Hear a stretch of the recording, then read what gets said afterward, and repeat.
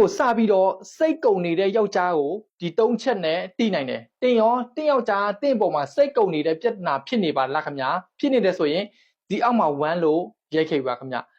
တင့်ကိုစပြီးတော့စိတ်ကုံနေတဲ့ယောက်ျားကိုဒီ၃ချက်နဲ့အလွယ်တကူတိနိုင်ပါတယ်ခင်ဗျာနံပါတ်1ချက်အရင်ကလိုမျိုးတင့်ကိုအချိန်သိပ်ပြီးတော့မပေးတော့ဘူးသူရဲ့အလုပ်တွေ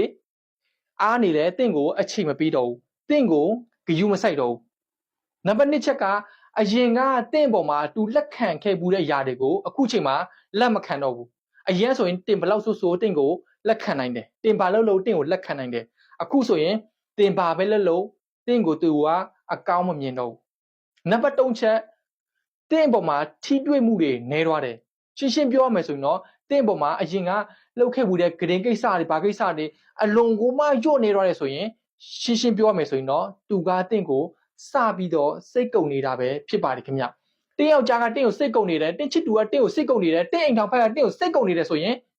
တင်းကိုပြန်ပြီးတော့ချစ်လာစေချင်တယ်ဆိုရင်အဆောင်ကိုအတုံးပြုပြီးတော့တင်းလိုသူ့ကိုထိန်းချုပ်ထားလို့ရပါတယ်ခင်ဗျအဆောင်ကိုအတုံးပြုချင်တယ်ဆိုရင်ဆေးအိုက်ပစ်မှာအဆောင်ရှိသေးတာလို့သွားပြီးတော့မေးထားပါခင်ဗျအဆောင်ကနိုင်ငံတိုင်းကိုပို့ပေးနေပါတယ်ခင်ဗျအားလုံးကိုအထူးပဲချစ်ခင်ကျေးဇူးတင်ပါတယ်ခင်ဗျ